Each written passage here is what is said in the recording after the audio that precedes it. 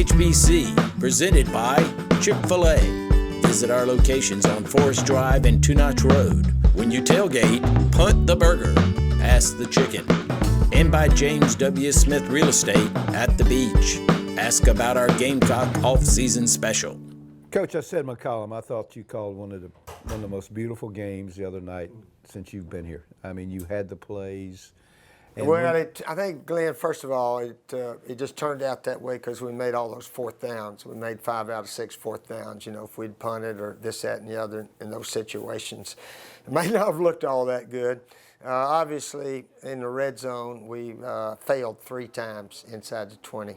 We came into the game first in the SEC, one of the best teams in the country scoring in the red zone, and to go 3 times down there with nothing.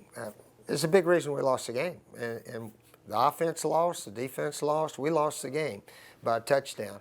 So anytime that happens, you look back and wish you'd had 2 or 3 calls over. I wish our protection was just a little better on a couple of plays. But that's the way it happened. And you can't get it back. Try to learn from it and hope you don't do it again the next time. You know, you talked about this being among the biggest rivalries for South Carolina with Tennessee. What makes it special? Yeah, I think so. I've sort of always felt that Florida, Georgia, Tennessee were our 3 biggest SEC rivals because we play them every year with Kentucky and Vanderbilt.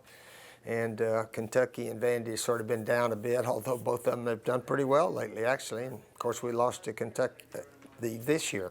But Florida, Georgia, Tennessee are 3 teams we need to beat, try to beat regularly if we can, along with Clemson, the in-state rival. And we've, had a pretty good run against those 3 teams, Florida, Georgia, Tennessee. And we're going to try to play our best this weekend. Obviously, as a team, we need to play much, much better to win some games and finish some games. I mean, you sit here and talk about finishing all you want, and I don't know if that helps or hurt, but obviously the fourth quarter has not been kind to us in all of our losses this year. Obviously, for you, this is a rivalry with Tennessee that hits home literally. What are some of your favorite memories in the Tennessee game? Yeah, Brian. It used to be. My favorite memories was the first time I went to Knoxville to coach, and that was with Duke back in 1982. Was that 32 years ago? And I was an offensive coordinator.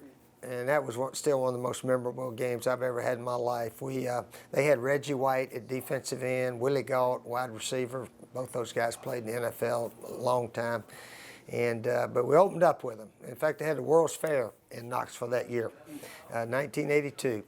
And the game rocked along, and we hit a few passes here, there. They weren't really too fired up for that game. Duke coming to Knoxville.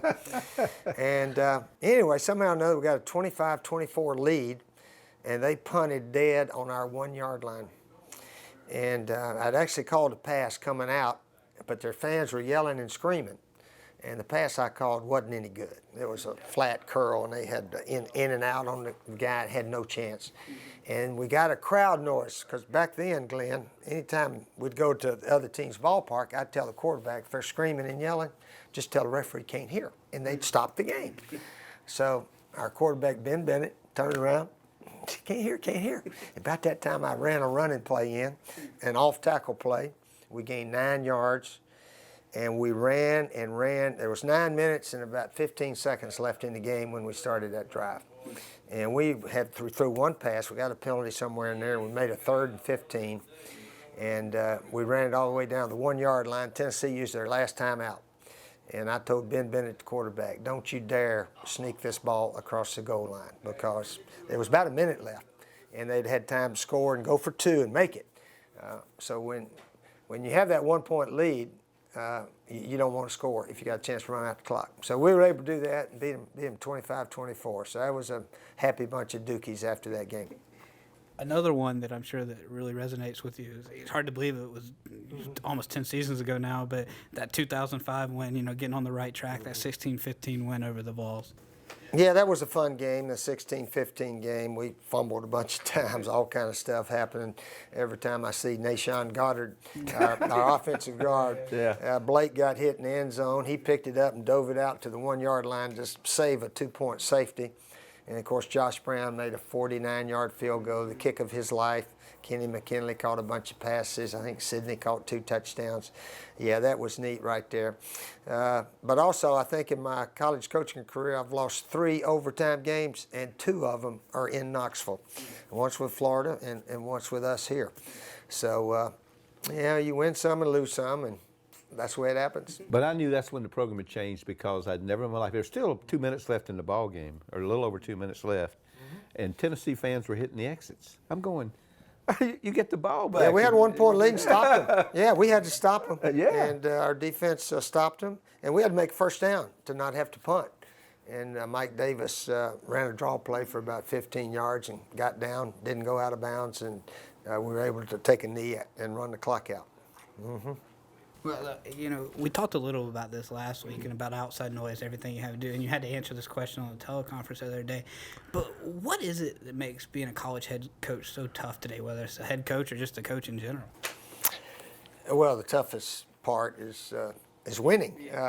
And if you've got a little bit better players than the other guy, it's not as difficult as it is the other times.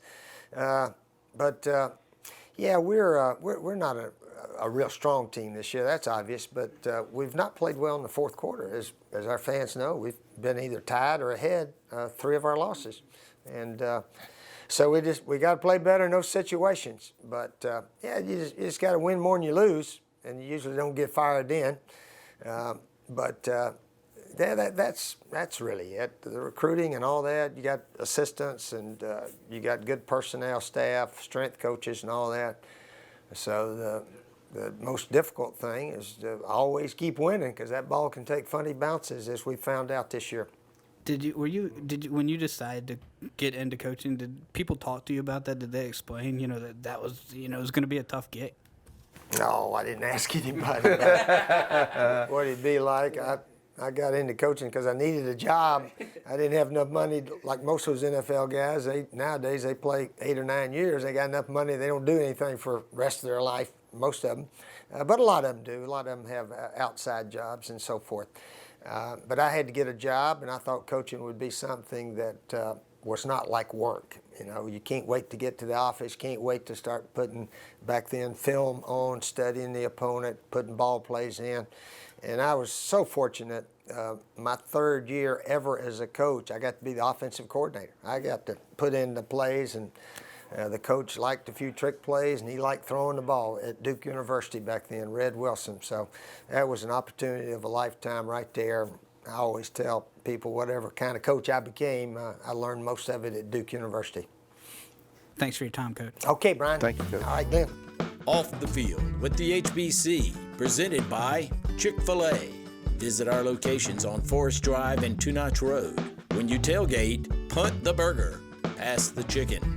And by James W. Smith Real Estate at the beach. Ask about our Gamecock off-season special.